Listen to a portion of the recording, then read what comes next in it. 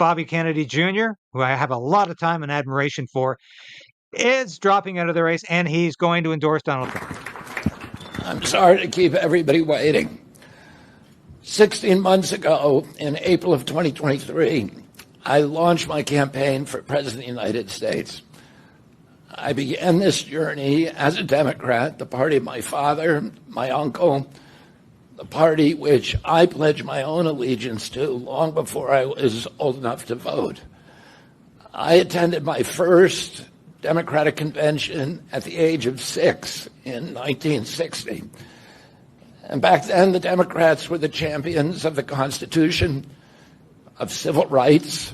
The Democrats stood against authoritarianism, against censorship, against colonialism, imperialism, and unjust wars. We were the party of labor, of the working class. The Democrats were the party of government transparency and the champion of the environment. Our party was the bulwark against big money interests and corporate power. True to its name, it was the party of democracy. As you know, I left that party in October because it had departed so dramatically from the core values that I grew up with. It had become the party of war, censorship, corruption, big pharma, big tech, big ag, and big money. Says it all, doesn't it? That's what the Democratic Party has become. Unfortunately, the Republican Party can be that way too. It's a bit of a uniparty, but there's still more principle on the side of the Republican Party. And Donald Trump is still a rebel. He's still out there, I hope, to some degree, fighting the deep state and the establishment. If he doesn't, we're all cooked. But I think having Kennedy on your team will make Trump that much more honest. And I think will guarantee a victory for sanity in the November 5th presidential elections in the United States. A little more from Bobby. And now, to throw my support to President Trump, the causes were free speech, the war in Ukraine, and the war on our children. Because in this next clip, this is Bobby Kennedy coming up to the stage and talking after Donald Trump announces that Kennedy has joined his campaign. He's now he's endorsed his campaign. And Kennedy talks about freedom and freedom of speech. It's really important because that's what we need. And we need to talk about freedom of speech in this country. This is a fascinating little clip here. I'm very pleased to welcome a man who has been an incredible champion for so many of these values that we all share, and we've shared them for a long time. I don't think too many of you people have heard of him. He's very low-key. He's a very low-key person, but he's highly respected. He is a great person. I've known him for so long. For the past 16 months, Robert F. Kennedy Jr.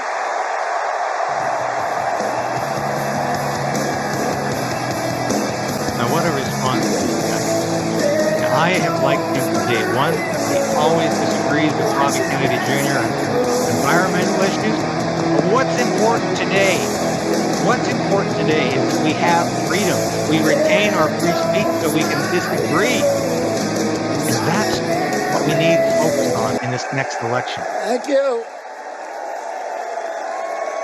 Thank you, President Trump. Now, I say in the interim here, it's very, very important when Trump announces he's going to set up an independent commission to look into presidential assassinations. You say, well, Trump could have released that information. I think this is a big step, though, towards getting to the truth about the Kennedy assassinations. I think it's very important we do that. But listen to how Bobby focuses on Trump has agreed to an end to the neocon foreign wars and to fight for free speech and the censorship that the Democratic Party is all about.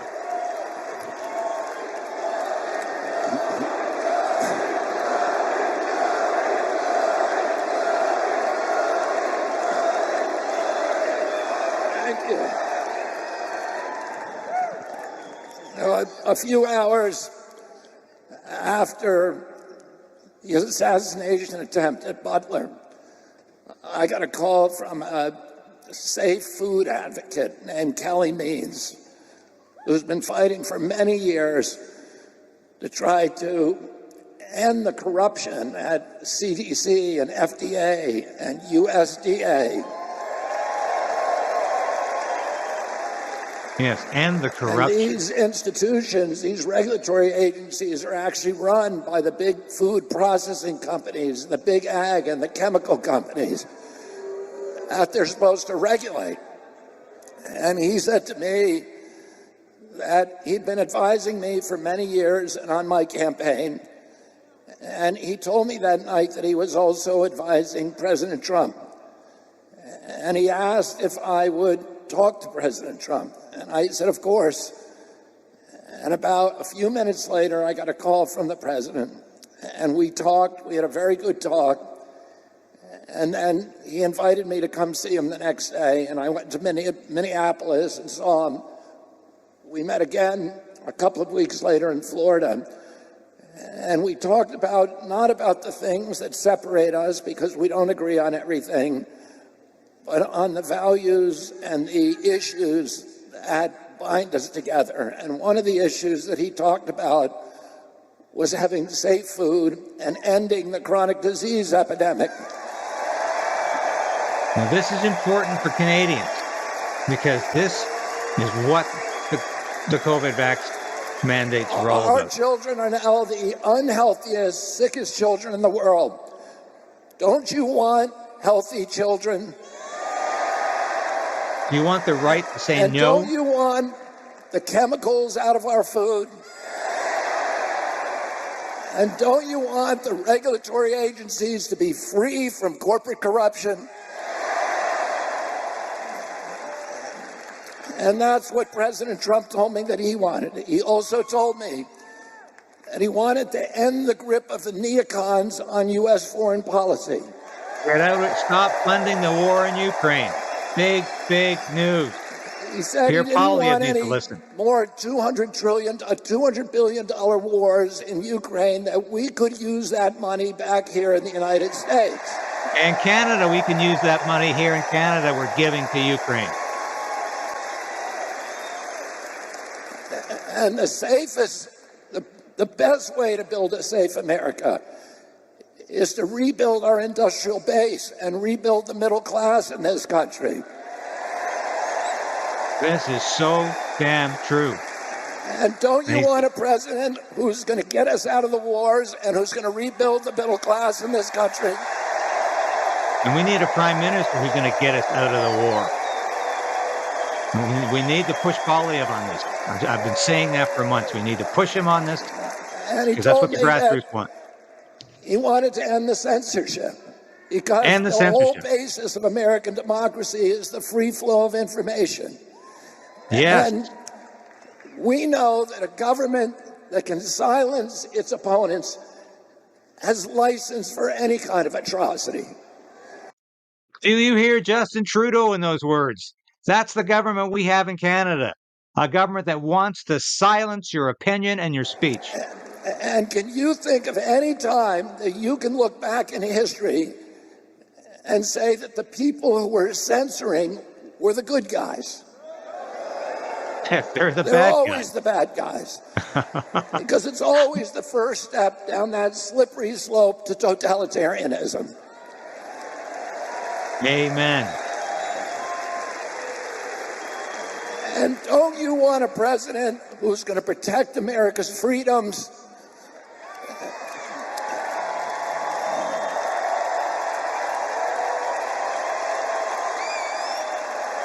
And this is what we need to do.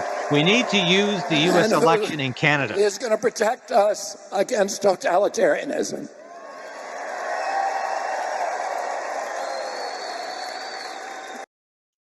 Now, there's more good stuff in that speech. I'm going to leave it there. But it's fantastic what he's saying. Because Justin Trudeau will take away our free speech given enough time. He's on the road to doing that. Robert F. Kennedy Jr. is saying we need a president in the United States who stands for free speech and who will not censor the internet. Just exactly what Justin Trudeau is doing in Canada. We need to use the US election as leverage against Justin Trudeau to continue his censorship plan, to get Poilievre and the Conservatives actually excited about free speech, actually really mad about the Online Harms Act, not just because it's going to cost $200 million to get it up and running, but because it's going to take away the fundamental freedom in this country to speak freely, to go on the internet and say things that are contrary to government liberal policy. That's why we should be angry about the Online Harms Act, not just because it's going to cost a lot of money. It's going to cost us our freedom. It's going to cost us our ability to have free speech in this country. And this is what Bobby Kennedy realizes in the States. That's where the Democrats are going with their policies, with their censorship policies, with their disinformation policies, exactly where Trudeau is going in this country. And we cannot allow Justin Trudeau to declare another emergency, to invoke another Emergencies Act, because he sees a crisis in the land and he has to clamp down on our freedom and our freedom of speech. And you can bet damn well he will try to do that, because he's not going to get his popularity back at this weekend retreat in Halifax.